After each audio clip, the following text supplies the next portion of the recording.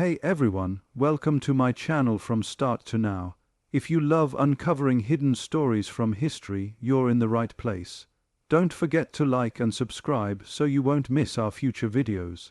Let's dive in.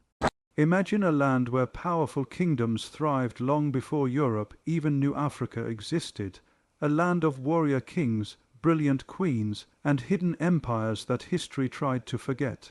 This is Nigeria, from its ancient beginnings to the modern giant it is today. And by the end of this video, you'll discover secrets about this nation that will completely change the way you see it. Long before the name Nigeria was ever spoken or written, this land was already alive with movement, ideas, and organized human life. Thousands of years ago, communities were settling along rivers, forests, and savannas, adapting to their environment and developing ways to survive and thrive. One of the earliest and most remarkable examples of this deep history is the Nok civilization, which existed as far back as around 1000 BC. What makes the Nok people so important is not just their age, but their level of sophistication. They mastered ironworking at a time when many other parts of the world were still experimenting with basic metal tools. Their iron tools improved farming, hunting, and warfare, allowing their society to grow stronger and more stable. Alongside this technological advancement, the Nok created striking terracotta sculptures with detailed facial expressions and elaborate hairstyles, showing a deep understanding of art, identity, and symbolism that still amazes historians today. As time moved forward, the foundations laid by early cultures like the Nok helped give rise to powerful and organized societies across different regions of the land. In the northern areas, the Hausa city, states began to emerge as centers of commerce, governance, and learning. Cities such as Kano, Katsina, Zaria, and Gobir were not isolated settlements but land-urban centers surrounded by defensive walls and connected by trade routes stretching across the Sahara Desert. These routes linked the region to North Africa and the Middle East, bringing in goods, ideas, and religious influence.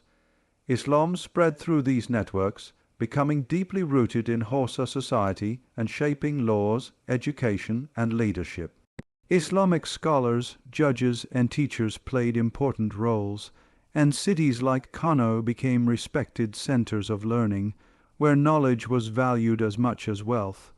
The strength of the Hausa city states came not only from trade but from their political organization. Each city-state had its own ruler, known as the Sultan, supported by councils of elders and officials who managed taxation, defense, and justice. This balance between authority and consultation allowed these societies to function efficiently for centuries. Markets bustled with activity, artisans crafted leather goods and textiles, and caravans carried local products like gold, salt, and leather across vast distances. These cities were proof that African societies were not static or isolated, but deeply connected to global systems, long before European colonization. To the west, the Yoruba people were building a civilization that blended spiritual depth, artistic brilliance, and political complexity. Life is often described as the spiritual heart of the Yoruba world, and for good reason. According to tradition, it was seen as the place where creation began, a sacred center linking the human world to the divine. Beyond its spiritual importance, life was a hub of artistic excellence. The naturalistic bronze and terracotta heads produced there reveal a level of realism and technical skill that challenged later European assumptions about African art. These artworks were not just decorative. They represented kings, ancestors, and spiritual ideals, reflecting a society with a deep sense of history and identity. Building on this cultural foundation, the Oyo Empire rose as one of the most powerful political entities in West Africa. Unlike many kingdoms where rulers held absolute power, Oyo developed a sophisticated system of governance that limited the authority of the king, known as the Alofin. Councils, such as the Oyo Messi, acted as checks on royal power, ensuring that leadership served the people rather than personal ambition. This system encouraged accountability and stability, allowing the empire to expand across large territories. Oyo's military strength, especially its skilled cavalry, gave it control over trade routes and neighboring regions, while its administrative structure helped maintain order across a diverse population. In the southeastern regions, a different but equally advanced approach to governance took shape among the Igbo people. Rather than centralized kingdoms, many Igbo communities practiced a form of decentralized, republican organization. Power was shared among councils of elders, titled men, age grades, and community assemblies. Decisions were made through discussion and consensus, emphasizing collective responsibility over individual authority. This system fostered a strong sense of participation and social balance, where leadership was earned through wisdom, achievement, and service rather than inherited titles. It demonstrated that complexity in governance does not require kings or empires, but can thrive through community-based systems. Alongside these decentralized societies, the Kingdom of Nri played a unique role in Igbo history. Nri was less focused on military conquest and more on spiritual influence and cultural leadership. Through religious rituals, moral authority, and symbolic power, the Nri influenced surrounding communities, promoting peace, cleansing rituals, and shared cultural values. This form of influence shows another dimension of power, one based on belief and tradition rather than force. In the southern coastal and riverine areas, the Niger Delta region became home to dynamic trading societies that mastered their environment. Communities like the Ijaw, Itsekiri, and Efik developed systems centered around waterways, fishing, and commerce. Long before European ships arrived, these societies were skilled traders, navigating rivers and creeks to exchange goods across regions. When Europeans eventually reached the coast, these Niger Delta states were already experienced in diplomacy and trade, able to negotiate, control access to inland markets, and accumulate wealth and influence. Across all these regions, one thing becomes clear. The land that would later be called Nigeria was never empty, backward, or disorganized. It was a mosaic of civilizations, each with its own political systems, economic networks, artistic traditions, and spiritual beliefs. These societies interacted, traded, fought, and influenced one another, creating a rich and interconnected history. Their achievements laid the groundwork for future developments and continue to shape cultural identities today, reminding us that Nigeria's story did not begin with colonialism, but with ancient foundations of power, creativity, and resilience long before European ships appeared on the Atlantic. Horizon, the societies of the land that would later become Nigeria, were already deeply connected to regional and international trade networks. In the north, caravans crossed the Sahara Desert, linking cities like Kono and Katsina to North Africa, the Mediterranean world, and the Middle East. Gold, leather, cola nuts, salt, and textiles moved across these routes, while ideas, technologies, and religious beliefs traveled alongside them. These exchanges strengthened local economies and expanded worldviews, creating societies that understood diplomacy, negotiation, and long-distance commerce. Trade was not just about wealth, it was about connection, influence, and survival, and it helped shape social hierarchies and political power across the region. In the south, rivers and coastlines played the same role that deserts did in the north. The Niger and Benue rivers acted as natural highways, linking inland communities to the Atlantic coast. Fishing, salt production, and local trade supported dense populations in the delta and forest zones. When Portuguese explorers arrived in the 15th century, they did not encounter isolated villages, but organized trading societies that already understood foreign exchange and maritime commerce. Early contact between Europeans and coastal communities initially revolved around relatively equal trade relationships, with goods like pepper, ivory, textiles, and later palm products being exchanged for metal goods, firearms, and luxury items. These early interactions began to reshape power structures along the coast, as access to European goods increased the influence of certain rulers and merchant families. However, this balance did not last. As European demand for labor in the Americas grew, trade in people gradually replaced trade in goods. The transatlantic slave trade marked a devastating turning point that permanently altered the course of history in the region. Coastal trading states such as Bonny, Calabar, and Lagos became deeply involved in supplying enslaved Africans to European merchants. Some local rulers and elites participated, often under pressure or in competition with rival states, while others resisted. Warfare increased as communities raided one another to capture prisoners, turning human lives into commodities. The scale of this trade was enormous, with millions of people taken from the region over several centuries, leaving behind broken families and traumatized societies. The human impact of the slave trade went far beyond the numbers. Entire communities were emptied or destroyed, population growth was stunted, and traditional social structures were weakened. Trust between neighboring groups eroded as fear and suspicion spread. Skilled farmers, craftsmen, and leaders were among those taken, draining societies of human capital and slowing development. Cultural memory carries the pain of this era, passed down through stories, songs, and traditions that speak of loss, betrayal, and suffering.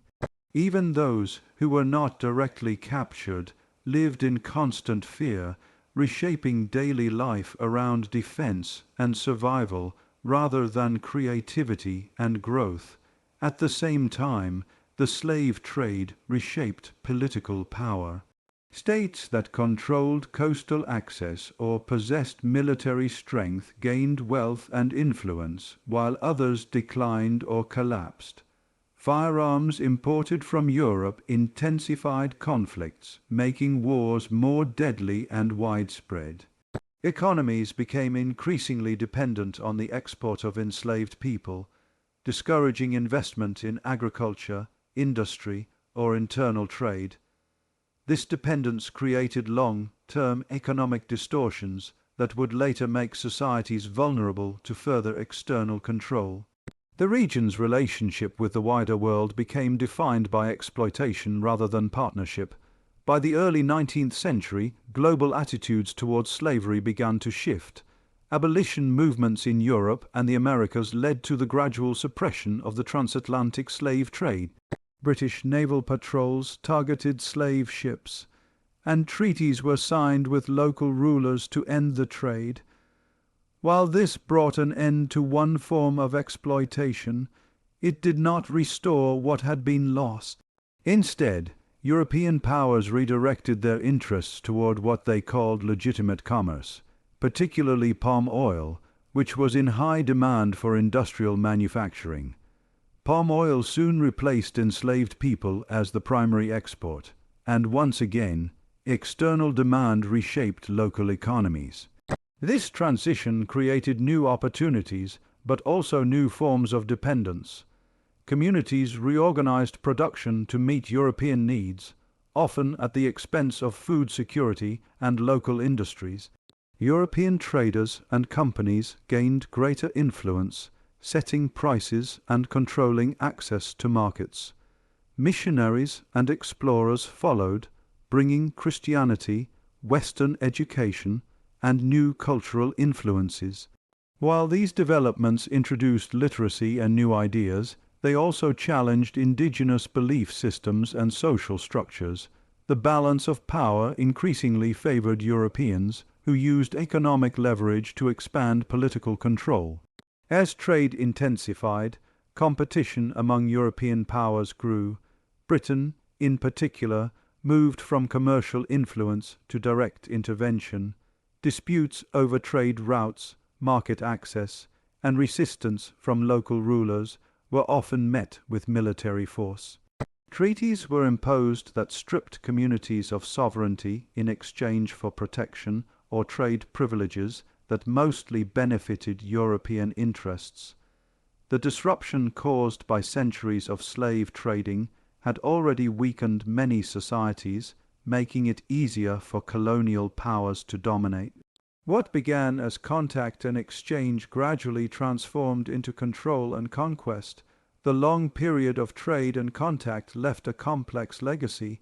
On one hand, it connected the region to global systems and introduced new technologies, religions, and forms of education. On the other hand, it inflicted deep wounds that shaped patterns of inequality, conflict, and mistrust that continue to influence the present.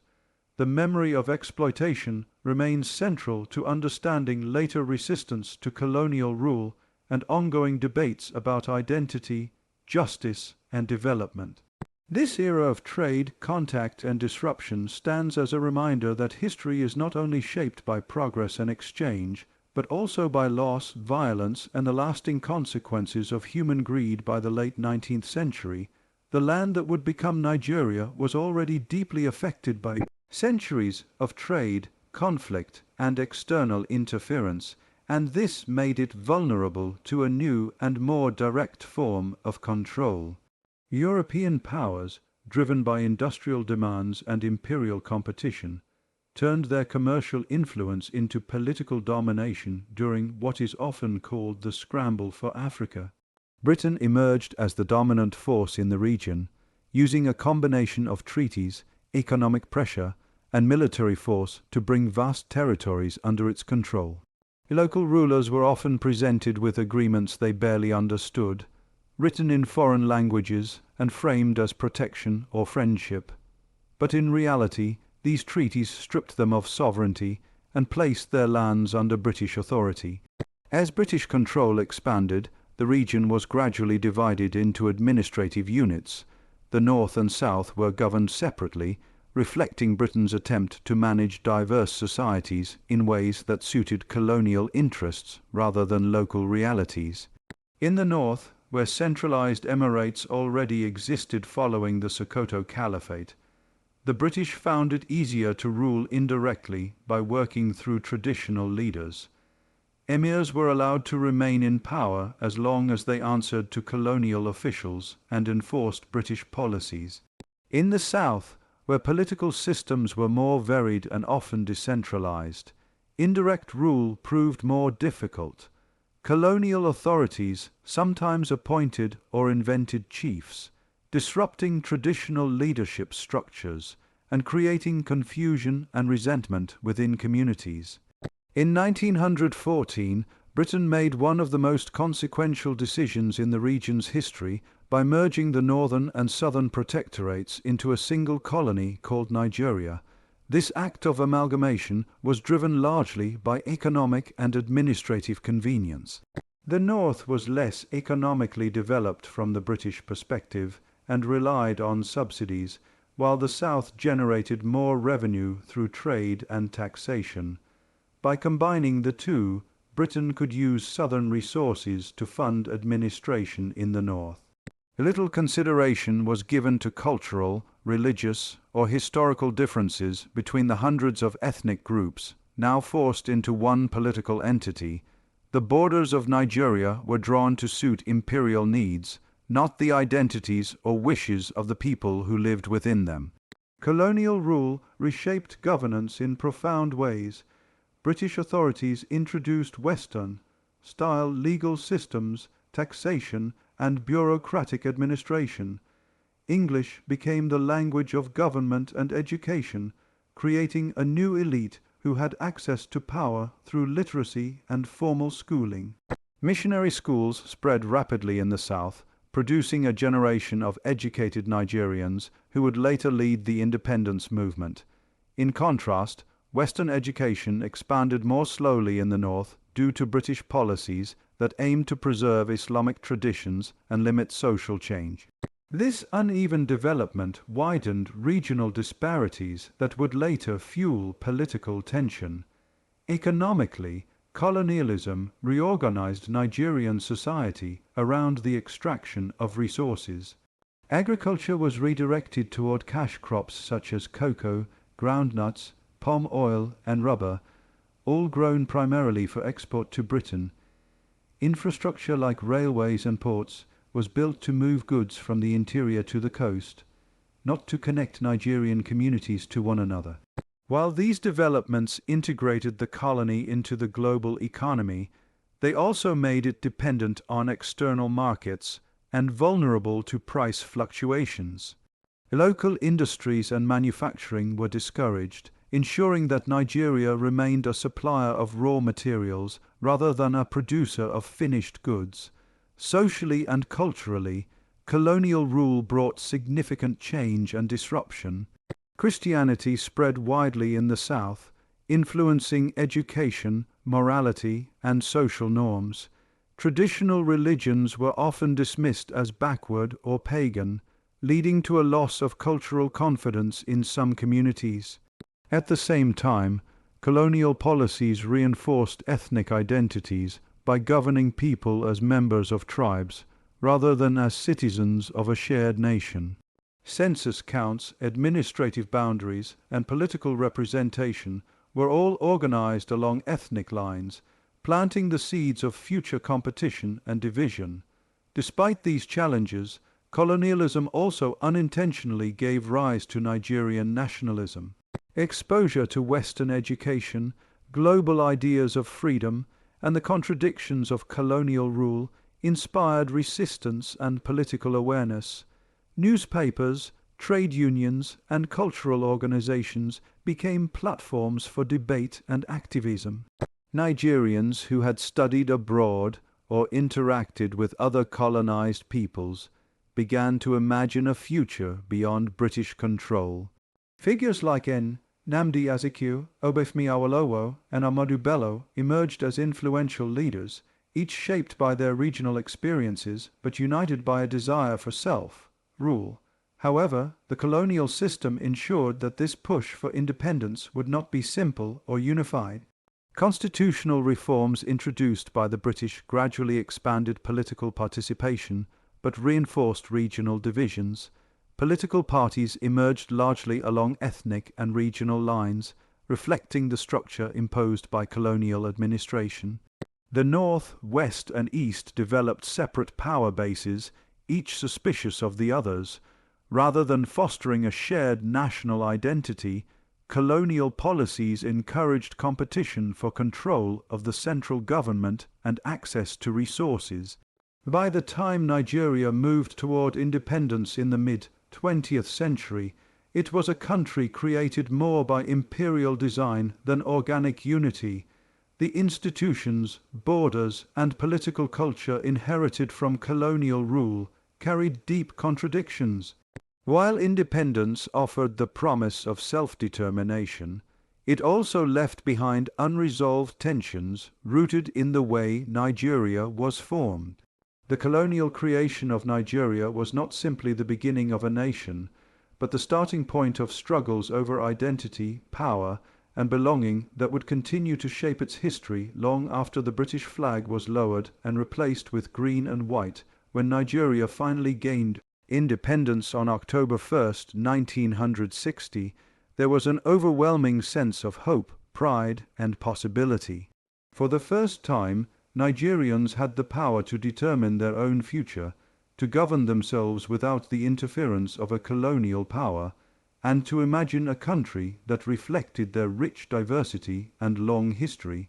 Leaders like Nnamdi Azikiwe, Obafemi Awolowo, and Ahmadu Bello embodied the aspirations of millions, each representing different regions and ethnic groups, yet united in a shared vision of freedom and national progress.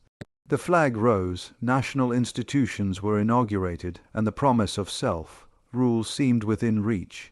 Yet beneath this optimism lay deep and unresolved tensions inherited from the colonial era, tensions that would soon test the very fabric of the new nation. The first few years of independence were marked by the challenge of balancing the interests of Nigeria's many ethnic groups and regions. The northern, western, and eastern regions each had distinct histories, cultures, and levels of development, and the distribution of power became a delicate task. Political parties often formed along regional and ethnic lines, reflecting the colonial legacy of division. The Northern People's Congress, Action Group in the West, and the National Council of Nigeria and the Cameroons in the East each represented local interests, leading to competition and rivalry rather than a unified national agenda. While leaders tried to promote cooperation, disagreements over political representation, resource allocation, and cultural autonomy created friction, revealing that nationhood was more complex than simply gaining independence. The fragility of the young nation became evident in 1966, when Nigeria experienced its first military coup. A group of army officers, frustrated by corruption, political mismanagement, and ethnic favoritism, seized power in an attempt to restore order. The coup initially targeted key politicians, and although it claimed to be motivated by the desire for reform, it deepened ethnic suspicions and triggered a counter-coup later the same year. These political upheavals undermined the civilian government and demonstrated that the dream of stable democracy would not be realized easily. The army, once a tool for national defense, now became a central actor in governance, reflecting the broader struggles of a post-colonial society grappling with unity, authority, and accountability. The escalating tension between regions eventually erupted into one of the most tragic chapters of Nigerian history, the Nigerian Civil War, also known as the Biafran War, from 1967 to 1970. The conflict arose when the southeastern region, predominantly inhabited by the Igbo people, attempted to secede and form the Republic of Biafra. The decision was fueled by perceived marginalization, ethnic violence, and political exclusion. The war was devastating, causing widespread famine, massive civilian casualties, and the deaths of over 1 million people, many of them children. Images of suffering, starvation, and displacement shocked the world and remain seared into the memory of the nation. The conflict exposed the vulnerabilities of Nigeria's ethnic and political structure, showing how deeply regional loyalties could challenge national unity. After the war, the federal government pursued a policy of reconciliation, famously declaring "no victor, no vanquished." Efforts were made to reintegrate Biafra into Nigeria and rebuild infrastructure and social cohesion. Yet the scars of the conflict ran deep. Distrust among communities lingered, and the memory of the war influenced politics, governance, and social interactions for decades. The post-war period also coincided with a time of military rule, as coups and counter-coups continued to shape the political landscape. Military governments, while sometimes providing temporary stability, often suppressed dissent, curtailed freedom of speech, and centralized power in the hands of a few leaders. This period demonstrated the difficulty of creating democratic institutions in a nation where historical divisions and immediate crises frequently collided. Despite these challenges, Nigeria's economic landscape began to change dramatically during the post-independence period, particularly with the discovery and exploitation of oil in the Niger Delta. Oil transformed the country almost overnight, turning it into one of the world's leading producers and exporters. Revenue from oil offered immense potential for development, infrastructure, and modernization. Cities expanded rapidly, and Lagos grew into a bustling metropolis, symbolizing the promise of progress. Oil wealth, however, also introduced new challenges. It became a source of contention and corruption, concentrating power and resources in the hands of elites while leaving large portions of the population in poverty. The Niger Delta, home to vast reserves, experienced environmental degradation, social unrest, and economic inequality, illustrating the double-edged nature of resource wealth. Military dictatorships continued to dominate much of Nigeria's political landscape through the 1970s and 1980s, further complicating governance and development. Leaders such as Yakubu Gowon, Murtola Mohammed, Olusegun Obasanjo, and later others held power for periods that alternated between reform and repression. While some administrations attempted modernization programs, building roads, schools, and hospitals, corruption and inefficiency often undermined these efforts. At the same time, the suppression of political opposition limited public participation and delayed the establishment of a robust democratic culture. Yet, these decades of military rule also cultivated a new sense of national identity as Nigerians navigated challenges together, learned to adapt to changing circumstances, and began to organize civil society movements demanding accountability and reform. The transition back to civilian rule in 1999 marked the beginning of Nigeria's Fourth Republic, a period that reignited hope for democracy and stability. After decades of military dominance, Nigerians elected a civilian president and established institutions intended to ensure political participation, transparency, and governance by law. While democracy brought renewed optimism, it also revealed lingering challenges. Elections were often fraught with disputes, allegations of corruption, and violence in some regions. Political power continued to reflect historical regional and ethnic divides, making compromise and consensus building a constant necessity. Nevertheless, the return to civilian governance signaled a critical moment, the possibility that Nigeria could finally chart its own course, combining its enormous human and natural resources with the lessons learned from decades of conflict, dictatorship, and struggle. Throughout this period, the Nigerian people demonstrated resilience, creativity, and a commitment to progress that became central to the national story. Civil society, youth movements, journalists, and community leaders played essential roles in shaping the discourse on governance, accountability, and social justice. Cultural production, from literature to music, reflected the nation's experiences, highlighting both the pain of history and the hope for the future.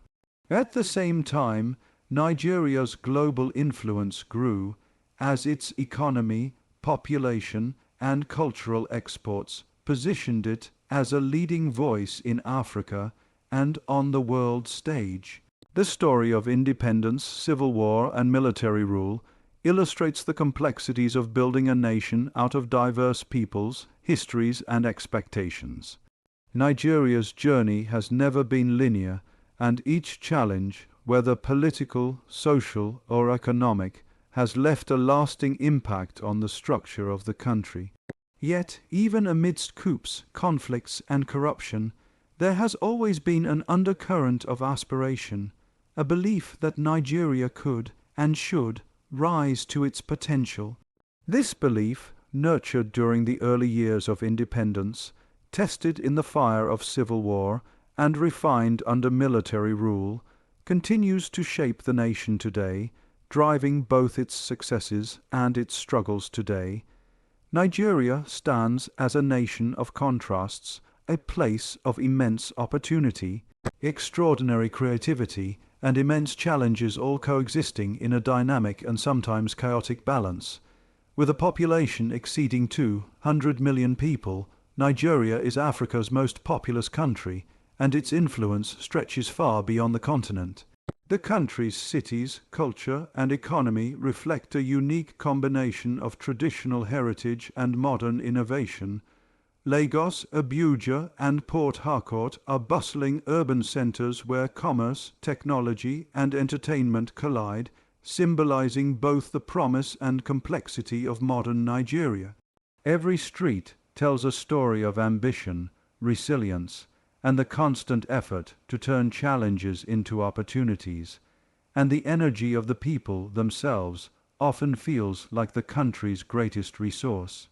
One of the most remarkable aspects of contemporary Nigeria is its cultural impact. Nigerian music, particularly Afrobeats, has captured global audiences and transformed the way the world views African creativity. Artists like Burna Boy, Wizkid, and Tiwa Savage dominate international charts, collaborating with global stars while drawing from deep African rhythms and storytelling traditions. This musical movement is not just entertainment. It is a form of cultural diplomacy, showcasing the vibrancy, intelligence, and dynamism of Nigerian society. Similarly, Nollywood, Nigeria's film industry, has grown into one of the largest and most productive in the world, producing thousands of films annually. These films tackle local stories, social issues, and historical narratives, reaching audiences across Africa, the diaspora, and increasingly the global stage. Nigerian writers, visual artists, and fashion designers continue to innovate, creating work that is rooted in local traditions while speaking to universal human experiences. Economically, Nigeria occupies a unique position in Africa. It is rich in natural resources, particularly oil and gas, and its economy is one of the largest on the continent. Industries such as banking, telecommunications, agriculture, and technology have expanded rapidly, offering both employment and innovation opportunities. Startups in fintech, e-commerce, and renewable energy are transforming the economic landscape, showing how young Nigerians are using ingenuity and technology to solve local problems and compete globally. At the same time, informal markets, small-scale entrepreneurship, and traditional trades remain vital, reflecting the resilience and adaptability of the population. The economic diversity is impressive, but it also presents challenges in terms of regulation, equitable growth, and integration of informal and formal sectors. Despite these achievements, Nigeria faces profound struggles that shape the daily lives of its people and the nation's global image. Corruption, political mismanagement, and weak institutions continue to undermine trust in government and slow development. Public services such as healthcare, education, and infrastructure are often inadequate, especially in rural areas, creating disparities between regions and communities. Security remains a critical concern, with ongoing threats from groups like Boko Haram in the northeast, banditry in the northwest, and communal clashes in various parts of the country. These security challenges not only cost lives, but also disrupt economic activities, displace populations, and create long-term social tension.